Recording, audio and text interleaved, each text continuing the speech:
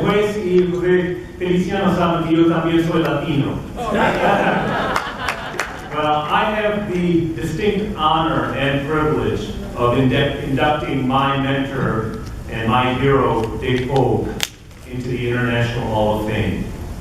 His work in internationalizing Jones Day is actually what brought me to Cleveland in 1990. At that time, I was working in a law firm in New York City.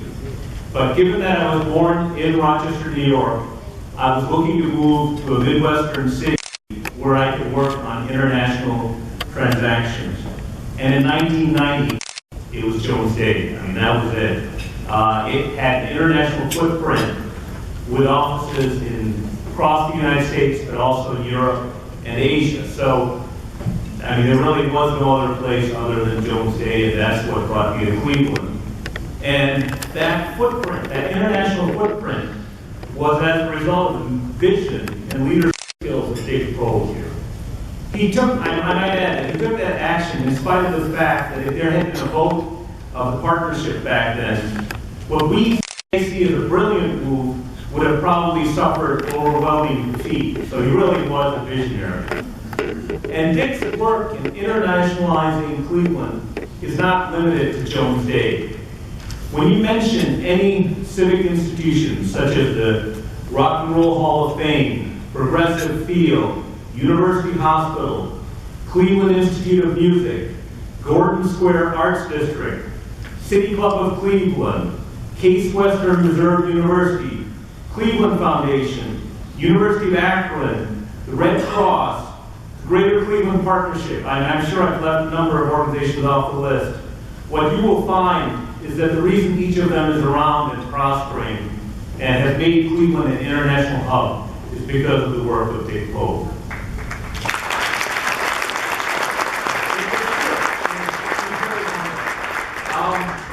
But occasions like today are also a time to reflect on what makes a person such as Dick so successful.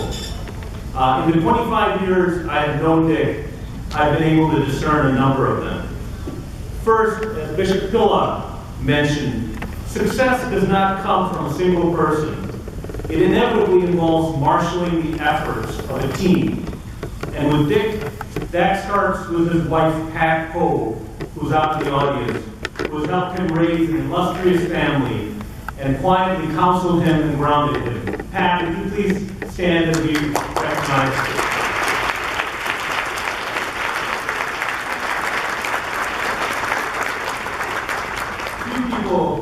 Pat has, worked tirelessly in the community. She tutors children in the Cleveland public schools. She's been working with Welcome Wagley, just quietly and tirelessly helping, and obviously keeping the Pogue family prospering. But Dick's success was not just working with his family. When I interviewed back in 1990, the staff member who led me to my different interviews told me with reverence that Mr. Pogue knows the name of every employee. And she was serious, and he does. And I remember that when Dick came back to Jones Day after a short stint at Dixon Eaton, he told me that what made him extremely happy to be back at Jones Day was seeing that so much of the staff that had supported the firm when he was there was still at the firm. And he really is a person who recognizes all the efforts of others who work with him. Dick is a hard and tireless worker.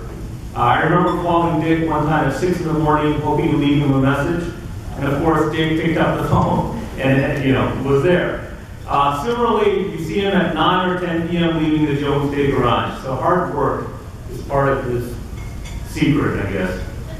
Also, Dick may project the hard edge of a taciturn business person, but I've come to learn that he's an extremely compassionate person who selflessly goes out of his way to assist people from all walks of life. Deborah Beasy of the Deaconess Foundation, on whose board Dick served, told me that Dick is really a softie at heart. After interviewing potential beneficiary organizations, he would always empathize with the missions of those seeking funds from the Deaconess Foundation, and oftentimes would convince his fellow board members to support projects that might otherwise have fallen by the wayside. One of the most important things about Dick is that he's a person with great humility. He will not tell you directly what he's done, and it's only in passing that one can learn about his accomplishments.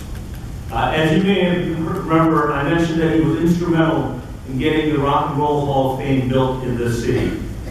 But Dick won't tell you that. And how did I find out?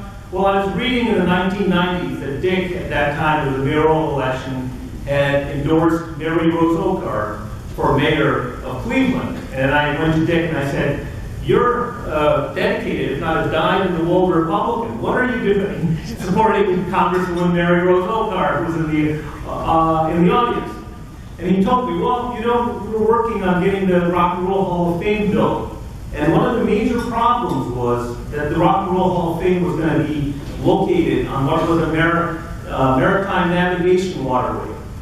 And so Dick went to Congressman Oakar along with some other folks, and they got a bill and basically declared the site where the Rock and Roll Hall of Fame is not to be a navigation waterway. And Dick told me, "She can get things done, and that's why I have to support Mary Rose Oakar." So he really believes.